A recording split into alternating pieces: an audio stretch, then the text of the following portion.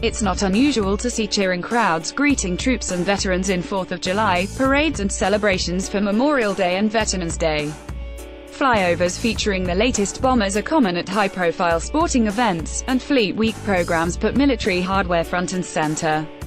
But unlike the post-World War I and World War II era, when the spectacle of tanks and heavy equipment was more common, there have not been many recent showcases of U.S. military strength. Here's a look at how the country used to display its military might. Crowds of people filled the streets of New York to witness the city's at war parade on June 13, 1942. It was a major display of solidarity for U.S. troops who had entered World War II. For nearly 11 hours, civilians and service members marched in front of more than 2 million spectators lining the streets.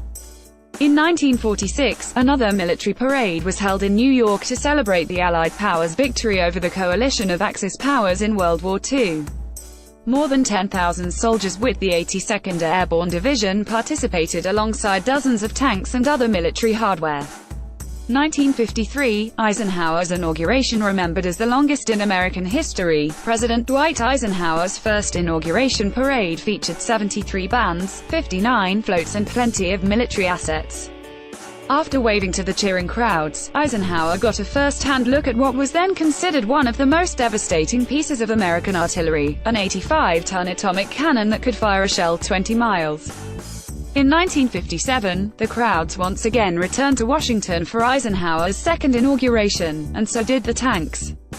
About 750,000 people stood along the 3-mile route as thousands of troops marched around the Capitol with hardware on display, including the 69-foot-long Redstone, the first ballistic missile successfully fired by the U.S. 1961, Kennedy's inauguration. Since John F.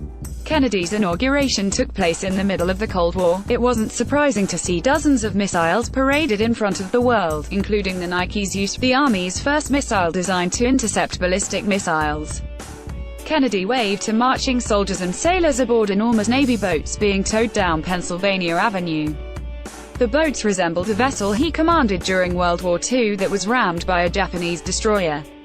1991, Gulf War victory parade. The last major military parade in the U.S. marked victory in the Gulf War in 1991, under President George H.W. Bush.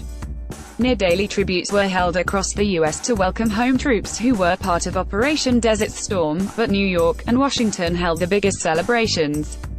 In Washington, armored vehicles and missile systems rolled by as stealth fighter planes flew above. An estimated 200,000 people filled the streets. It was considered the biggest military celebration since the end of World War II.